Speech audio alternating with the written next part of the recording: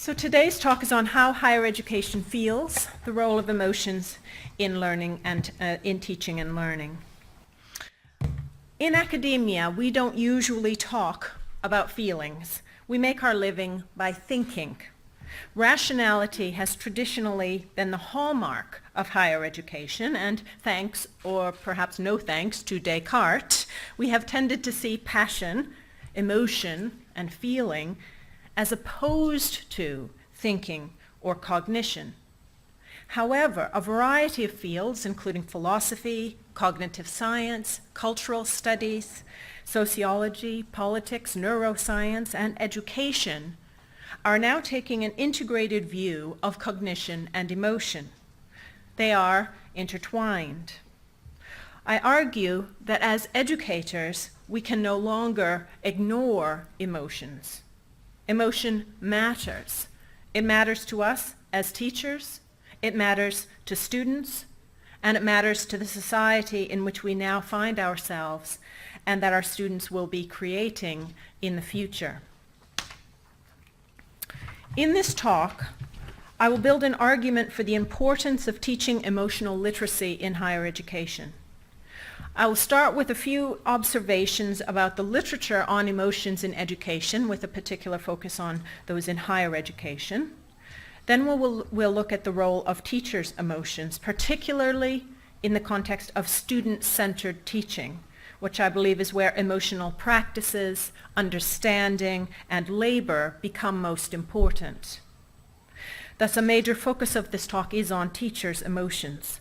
If we are going to support students in building their emotional literacy, we must first look at our own emotional experiences of teaching. We can't ask students to examine their emotional responses without being willing to look at our own, the things that excite us and the things that make us feel afraid. We'll look at two case examples that illustrate quite different emotions within the classroom, both of which can arise when we use student-centered approaches.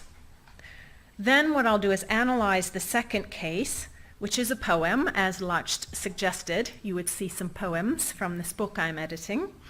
The second poem is called No Offense, and we'll analyze that in terms of two different theoretical perspectives. First, in the context of a psychological theory about adult emotional regulation, and the second, a more critical perspective, one that's sociological. Then I'll propose how we might bring those two perspectives together that, in a way that highlights key elements of what I'm suggesting is emotional literacy. Finally, I'll suggest just a few ways in which we might apply this framework in our teaching practices, where we'll look at a final case example, a poem as a case example, marked in red on this outline. So over the past year or so, I've done a great deal of reading about emotion in education, and I want to tell you about 5 observations I've made about this wide-ranging and as yet unsynthesized literature. First, there isn't very much of this. There isn't much literature on emotion in education. There has been, I should note, quite a bit on students' mental health issues, concerns that have traditionally been dealt with through counseling centers and student health centers, and that uses typical psychotherapeutic theories, concepts, and tools. I do not focus on this area of the literature because it tends to, I think, pathologize student emotions. My interest is in how emotions are a normal rather than pathological function, and how they are a natural and healthy aspect of teaching and learning. My second observation is that what literature there is scattered in disparate pockets or silos, each of which is deeply embedded in its own disciplinary traditions and languages. I have to say I felt a little bit like a ping pong ball at times as I was reading this, bouncing from the world of psychology with its lab experiments and measures of response times and congruency effects, over to sociology with its talk of habitus and structures of feeling, into philosophical debates about rationality and passion, and as if that wasn't enough, I had a little dose of MRI studies thrown in for good measure. So, The fact that education is an interdisciplinary field and that this literature is so disconnected means that my job has very much been to extract and summarize into plain English a few selected insights that will have practical implications for academics across a variety of fields. And that's what I hope to do in the talk today. A third observation is that there has been an exponential increase in interest in emotion in mainstream educational literature within the last just about 8 years or so. So I think we're very much on the cusp of a new wave of research. It suggests that we're about to experience quite a lot more attention to this issue. Fourth, much of the new literature in the education arena, again, that mainstream educational literature, is still under-theorized. Many studies are simply reporting on emotional experiences without really taking a critical look at the different theoretical stances and perspectives that might be used to analyze those. And finally, many of the methods and ways of writing about emotion in academia seem to suck the life out of the very phenomena they purport to study. The articles may be writing about emotion, but they don't engage the reader on an emotional level. Now, this is true of most academic literature. It's the nature of the genre. So it's not unique to writing about emotion. Literature and other forms of art have been the genres that engage readers and viewers emotionally. And so for that reason, I'm going to rely on some short poems as the case studies in red on the outline to illustrate the key points I make, so that you'll have a bit more of an emotional experience of this lecture, not just hearing and thinking about emotion. So in the midst of this messy new field, how exactly does emotion matter to us? Let's start with us as teachers. Hargreaves summarizes 4 key points from the literature on school teachers' emotional relationships with their students. And he finds that teaching is an emotional practice. It's not merely a cognitive practice. He also says that teaching and learning involves emotional understanding, understanding ourselves, understanding our students, understanding the emotional dynamics amongst students. Teaching is also a form of emotional labor. When you have to manage other people's emotions and be caring for those, that is emotional labor. And finally, that teachers' emotions are inseparable from their moral purposes and their ability to achieve those purposes. That's quite a statement. In primary and secondary schools, these moral purposes are described by teachers as caring for children, nurturing the growth of young people. In higher education, teachers are generally, however, more connected with their subject matter. They've pursued a PhD not because they care so much about young people as it is that they care about their subject. So their emotional and moral purposes are connected with curiosity about and contributions to their disciplines. Anna Newman has found in studies with American professors that tenured professors in American research universities report what she calls passionate thought. Lovely phrase, passionate thought. Professors are deeply engaged with their subject matter. They carry powerful memories of early engagements with subjects that hold enduring fascination. They experience occasional peak moments of flow in their scholarship, which they describe as exciting, exhilarating, obsessive, and beautiful. An aesthetic word, but beautiful. These emotions are experienced both in solitary scholarship and also as shared experiences with colleagues and students. Excitement in the classroom surfaces when students and teachers alike are making new connections and discoveries about the discipline that they're studying. So the extension, reformation, recontextualization, and representation of particular subject matters lies at the heart of that passionate thought. So I promised you a couple of poems. Let's remind ourselves of what that passionate thought looks like when it's enacted in the classroom. Carol Tix, who teaches writing and American literature at Mount Mercy University in Cedar Rapids, Iowa, captures this passion beautifully, I think, in her poem. So I'm going to read an excerpt from her poem, and as I do, I want you to listen for the feelings that are expressed. Feel how this situation unfolds. Listen for the words that she uses that embody emotion, that put it into our physical selves, and the sensuality that she expresses around this, especially in the food metaphors that she uses. This is called The Pleasures of Teaching Emily Dickinson. Now, Emily Dickinson is an American poet who is quite known by students as being difficult, and teachers find it therefore difficult to teach it. So, in my younger days, she writes, in my younger days, I never imagined how I would come to love teaching Emily Dickinson, how she would turn my landlocked classroom days into wild nights at sea. In this class, we read slowly, taking time to shape each word with our lips and tongues, letting the sounds circulate before we try to digest them.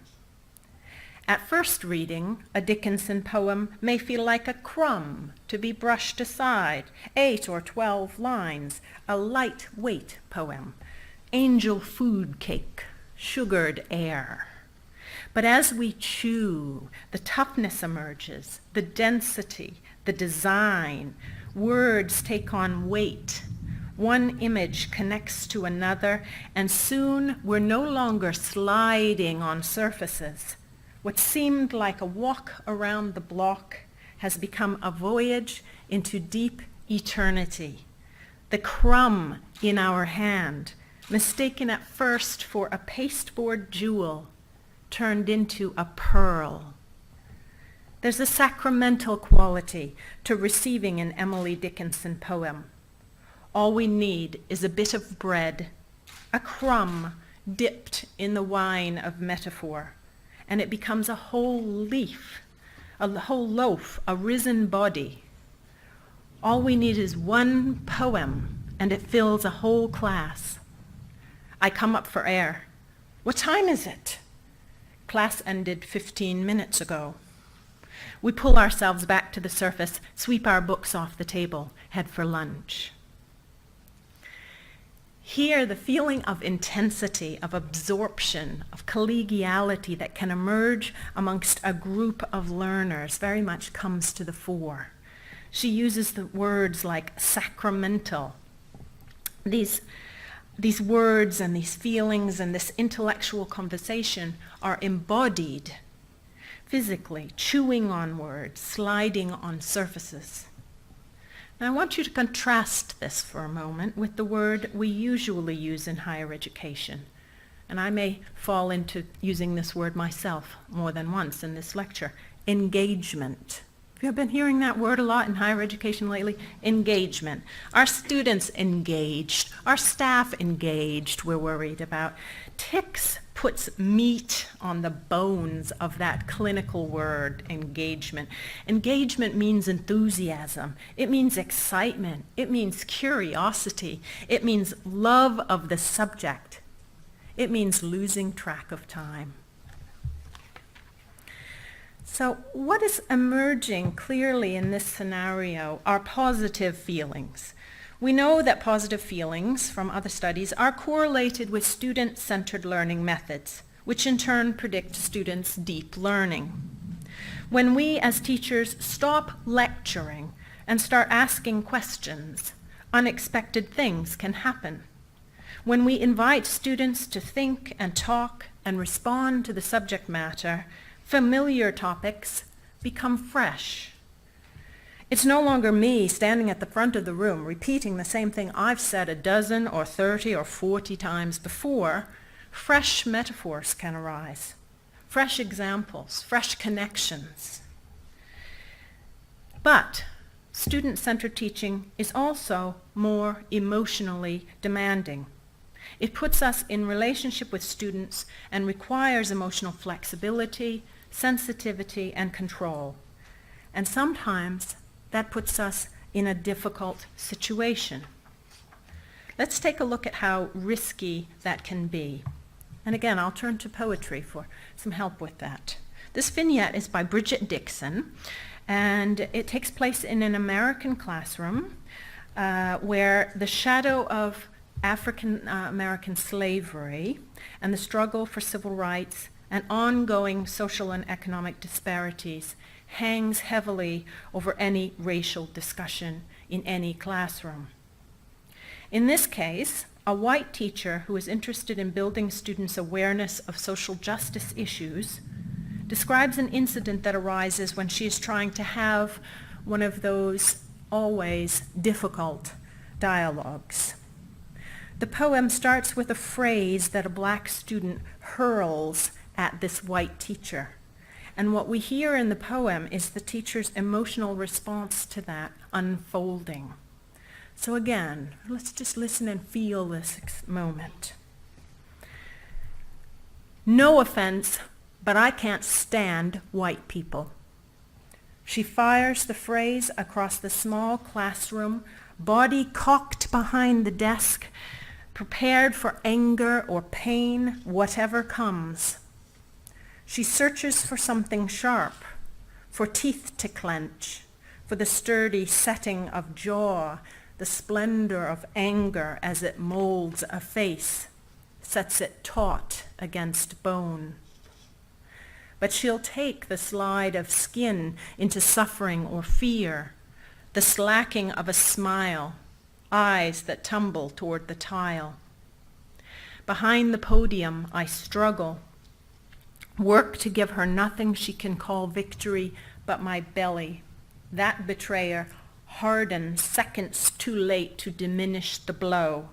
I cling frantically to facade, reply, none taken.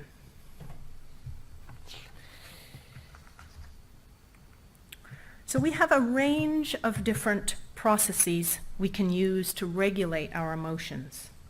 Some can be done long before an incident heats up, and some can be used only after the emotional response has flared up.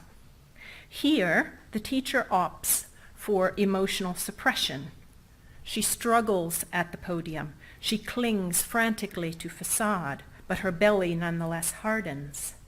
She feels offended or perhaps frightened or perhaps anxious or angry, but she's trying very hard not to show it. This is a classic case of emotional suppression. What's interesting is that she isn't fooling them.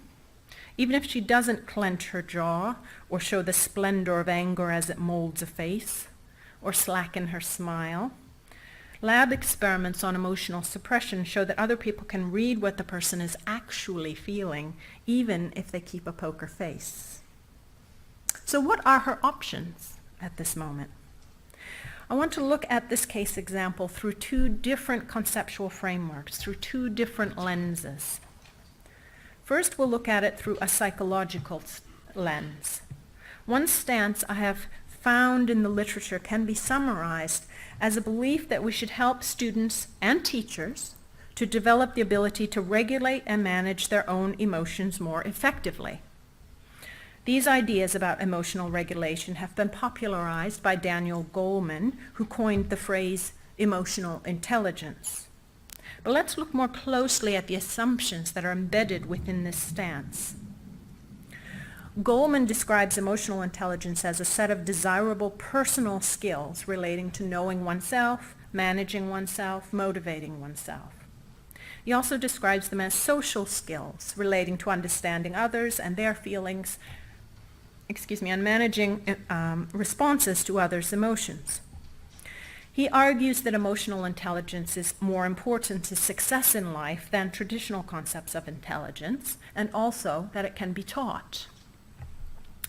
So while Goleman introduces emotional regulation, I think we need a little better model for understanding what's involved in the process of emotional regulation. So here I find James Gross to be helpful.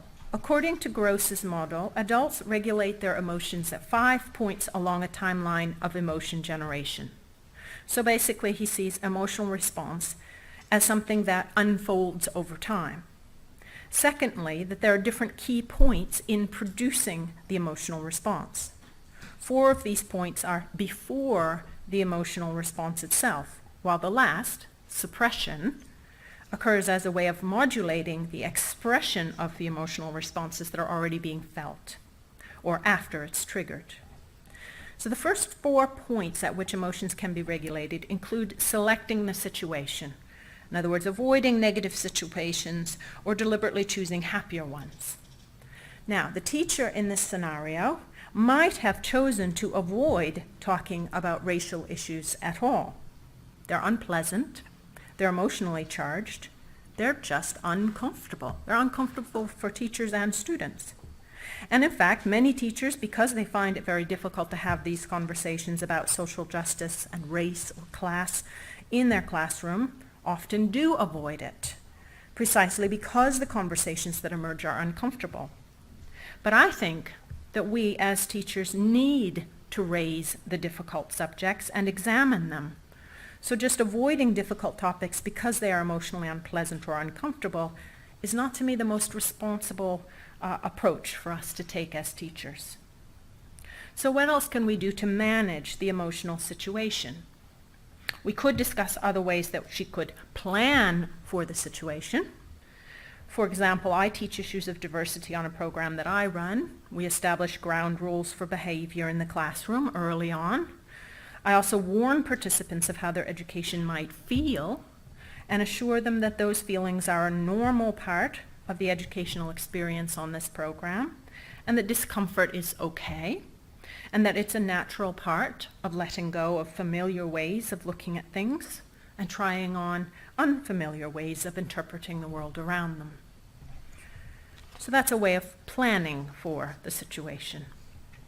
We can also modify the situation once we're in it. In this poem, in No Offense, the teacher might have adapted her lesson plan based on issues she had seen arising in previous classes. As facilitators of classroom discussions, we have to be prepared to adjust to the dynamics on the spot. Perhaps a debrief question we intended to ask after we set a small group discussion for students isn't quite appropriate given what emerges in those students' discussions. We need to adjust on the spot. Another strategy for managing emotions in the classroom, or managing our emotions at all, is to focus our attention on particular aspects of the situation. Again, if we go back to the No Offense poem, the teacher, or the narrator of the poem, seems very focused on her own emotional response. Yes, I know, for those of you who teach literature, it makes a good poem, but I'm using it as a case example for now. So the focus of the poem, she seems to be very focused on how she feels, how she behaves. Where else might she be putting her attention that would be less uncomfortable for her? She might focus her attention on the student who's speaking, or she might focus on the other students in the class. How are they responding? Is there a general intake of breath? Or is there a rolling of the eyes? Where are the students looking? As student-centered teachers, part of what we must do is to focus on the students, not just our own behaviors. We must ask ourselves what's best for the students, not what's best for us. The fact is, she is at the podium in a small classroom instead of at a seat around a seminar table with her students, which suggests that she might in fact be setting herself up as the center of everyone's attention, including her own. Another strategy she might engage in is reappraisal, in which one takes a different perspective on a situation or event, attaching different meanings to it with different emotional consequences. She can still interpret the comment in different ways. How we appraise the situation, how we construct it in our own minds, shapes how we feel about it. If I'm walking down the street and a perfect stranger blurts out, "I hate you," or "I hate white people," well, I might assume that I'm not really a hateful, repulsive person. This individual doesn't know me at all. It isn't about me. I might be just a little shaken up by this, but I probably won't be particularly angry or offended. I'll wonder what this person's problem is. But if I think about the situation in some other way, I might be quite upset or angry or offended. Once the emotion is triggered, suppression may be used. We have two choices. Once the emotion is triggered, we could show it. I'm angry, I'm going to shout at this student who's just made this offensive remark, or she can suppress it, which is what the narrator of this poem did. Suppression may be used to regulate the behavioral expression of the emotion. Suppression is the response, of course, that she chose and is describing so very eloquently, I think, in this short poem. But considerable research shows that reappraisal is more effective in many ways than suppression. Emotional suppression is associated with a range of negative outcomes as compared to reappraising or other upstream processes for regulating emotions. We might even use the emotion regulation argument to say that the student needs to learn better emotional regulation. Yes, she's angry, we might say, but she needs to learn to keep it under control, to behave properly in a classroom. But I'm not sure that this is being quite fair, either to the teacher in the poem or to the student. The black student, who may well have experienced tremendous direct and indirect discrimination in her life. If we look at the statistics on the role of African Americans in American society, frankly, it's shocking. African Americans get sick and die younger than whites. Their educational attainment is lower, they're poorer, they're disproportionately represented in the criminal justice system. I could go on. And she, this vocal student, is emotional, is angry, and has lived with this. She has seen it, she has felt it, she's lived it for her whole life. I think she has a right to be angry. I think more Americans ought to be angry about this situation. And righteous anger is often precisely what is required to prompt action toward social justice and social change. Feelings then, if we interpret it in this view, are political. They're not merely personal. Zembilus, a Greek scholar, warns against the depoliticization of anger that often accompanies these sorts of emotional management approaches to education, as I just outlined from Goleman above. He suggests that instead of focusing on the individual, in this case the teacher or the student, that to understand, quote, the politics of resentment and hatred, we need to take a relational view. We need to consider the social, historical, and relational contexts, the social practices that we participate in unwittingly that create and sustain hatreds and resentments. As he puts it, quote, the implication of a relational understanding of hatred is that it shifts attention from the individual to the practices with which hate is socially, historically, culturally, and politically constructed.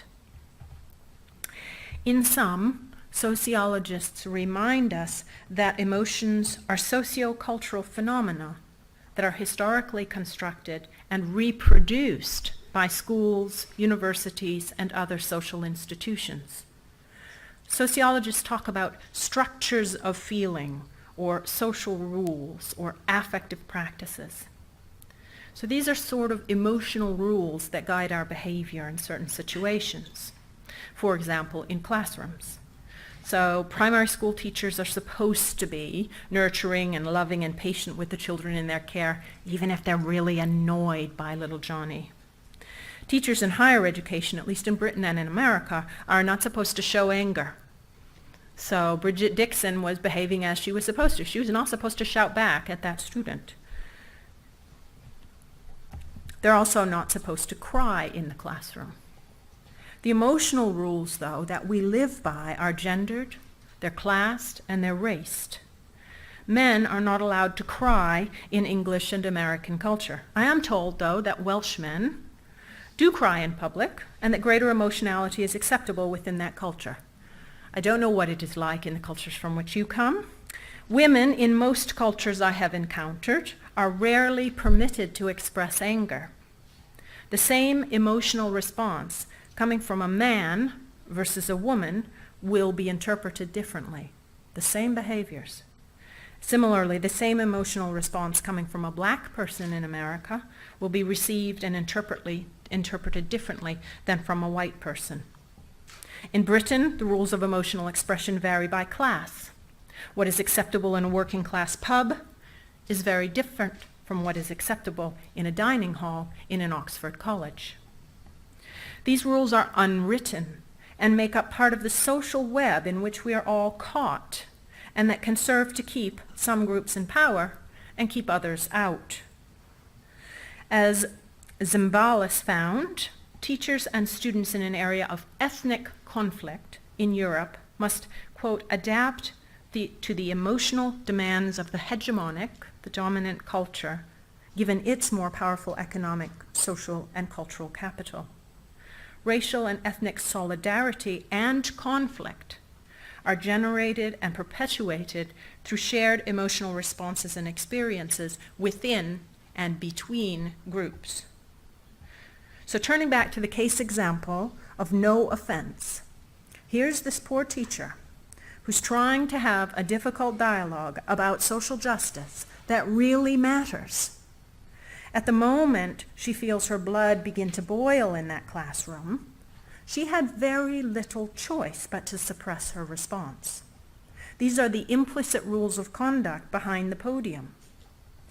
Yet, it's the very hidden nature of these structures of feeling, these affective practices or emotional rules, that can keep certain groups in power and other groups out of power. If we want our students to become better global citizens, they need to have the opportunity to grow from and through interactions with diverse peers, to learn to take different perspectives. And how are we going to get there if we can't face challenging discussions in the classroom? Confronting difference, confronting injustice, and seeing the world in new ways can be emotionally unsettling for students and therefore for teachers. But students' emotional reactions to difference can be subject to analysis as part of the learning process. In effect, we can help students learn to interrogate those emotions, not simply for the purposes of regulating or managing them, as in the emotion regulation, emotion intelligence perspective, but as a way of building their own critical awareness of the world. I think this perspective, the sociological and critical perspective, is particularly compelling in our modern society. We're constantly bombarded by emotionally laden images, advertisements, sound bites. From the subway to Facebook, our culture is more visual, more commercialized, and has a shorter attention span. Although we're reading more and more online, we're actually not really reading that closely or thinking very much about what we see. We hit like or share and keep propagating messages that hit certain buttons, that push certain buttons, without thinking critically about what lies behind those. The hot button issues, those around which there exists a set of conditioned cultural responses, may vary from country to country. In the US, where I come from, gun control is one such hot button issue. A discussion of gun control is emotionally charged in ways that the rest of the world, understandably, finds difficult to understand. In the UK, immigration is a similarly hot button cultural issue. I understand that might be a sensitive issue in Singapore now too. Sound bites are constructed to prey upon our fears of the loss of freedom, as in the gun control example, or fear of loss of jobs or community in the UK immigration example. Once the emotional response is triggered, it's difficult to engage our critical thinking. We're too far down the line for reappraisal. So let's go back and put together the two parts of this argument, both that emotions are socio-cultural phenomenon and that there are processes individuals can use to better understand their emotional responses within a social and historical context. If we are to help students learn emotion regulation processes and practice those, we have the responsibility, I think, to do so within an understanding that the situations we encounter, the ways that we shape those situations and respond to them, are conditioned not only by our individual histories, but by our social, historical, and cultural contexts and histories.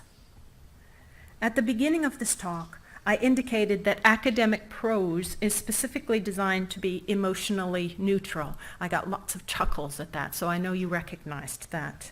Yet, in the real world, quote unquote, most of what we must interpret as readers or viewers is not emotionally neutral. Marketers, spin doctors, special interest groups, filmmakers are all adept at manipulating our emotions. The mediums that they work in, advertisements, images, sound bites, are rather more like art and poetry. And we are surrounded by these, in effect surrounded by propaganda. And how are we really equipping students to critically analyze the real emotional texts and discourses they encounter outside the classroom walls, beyond the textbooks and academic journals? How are we helping them appreciate their own role in this larger system, and that their emotional responses, not just their thoughts, are part of who they are in the world and how they choose to act in any given situation, and the longer-term commitments they make? I'm suggesting that we need to bring together the two perspectives we've looked at, both the personal, psychological view and the sociological view, to form a framework for an emotional literacy curriculum or emotional awareness curriculum. The aim is not to tell students what to feel, any more than we want to teach students what to think. But in both cases, we do want students to be aware of a range of possibilities, a range of perspectives. We want them to understand where key ideas come from.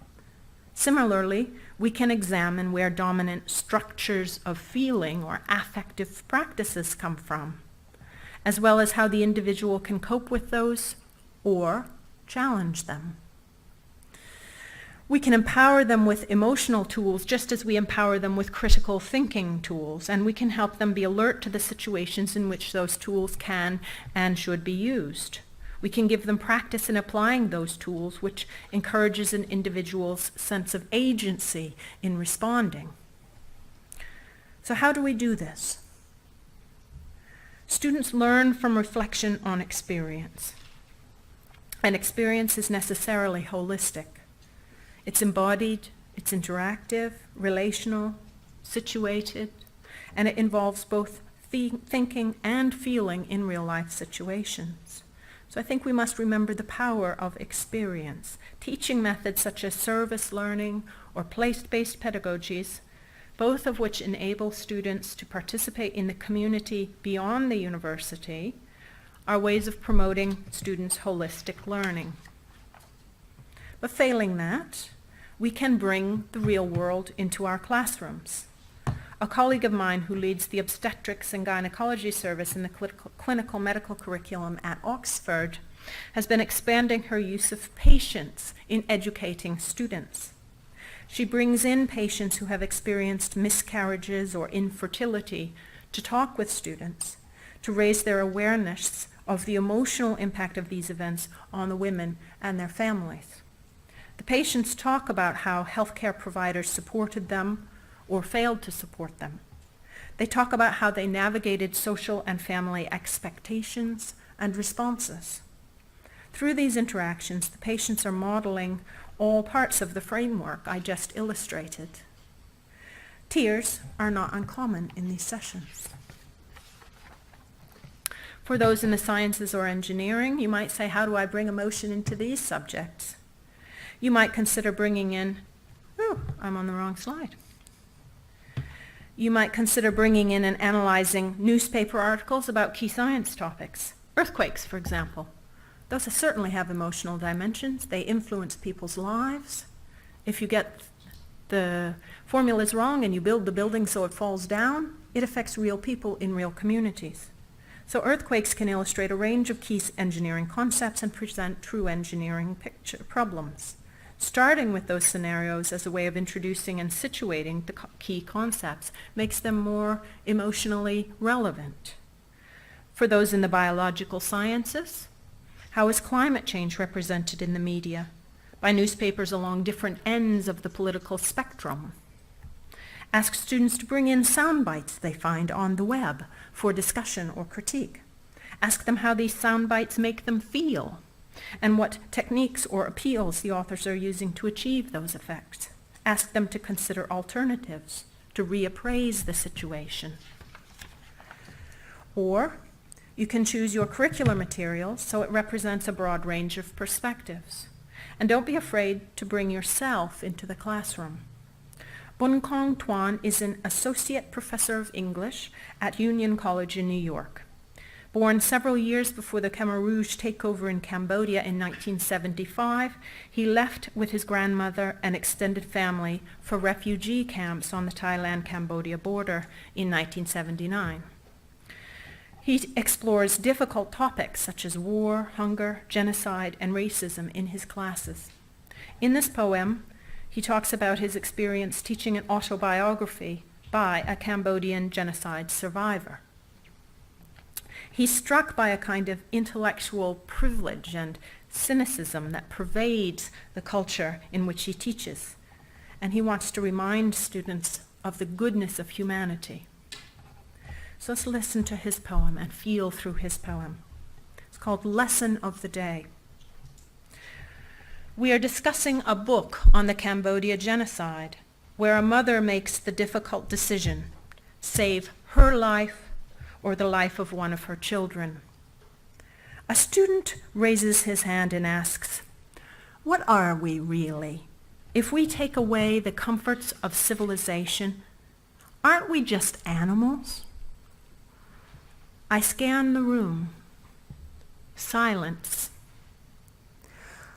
I often feel the suffering of my students consists of pulling an all-nighter to write papers or study for exams, or receiving a B- in English class, boyfriends or girlfriends breaking up with them over spring break, or visiting countries without mom's macaroni and cheese. I tell them stories of Grandma saving her ration of rice gruel for me, my uncle risking his life to leave the camp for night fishing to keep us alive, the same uncle returning to a Khmer Rouge stronghold for his nephew, the only evidence left of his sister and brother-in-law. I say, "Listen, I wouldn't be standing in front of you if it weren't for the love of my uncles, aunts, and grandmother. Have faith in the love of ordinary people." So he is explicitly asking students to reappraise the situation. He is offering a different perspective on their reading of the texts in hope of generating a different emotional response from them and a different understanding of humankind. Finally, we might consider teaching students this model itself. This model could provide them with tools, both for questioning the emotional messages they are bombarded with, as well as making choices about how they set up situations, how they manage those situations once they're in them, and how they focus their attention, or how they interpret and appraise those situations, all of which enable them to exercise greater control over their emotional responses and empowers them to challenge hegemonic emotional rules. In sum, higher education has grossly neglected the role of emotions in learning, teaching, and student development. Both the contents and the mode of communication in academia has treated emotions as if they were opposed to thinking.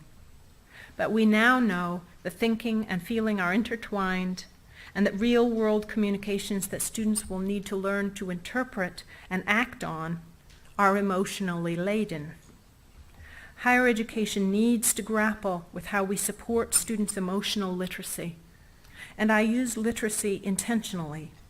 I think we have an obligation to help students to read situations for their emotional messages, their emotional practices or rules, as well as to consider how those situations, messages, rules, and practices affect them personally. I've proposed some conceptual perspectives that I hope will provoke a dialogue amongst teachers and within academia more generally about the role of emotions in teaching and learning in higher education. Thank you very much for your interest and attention today.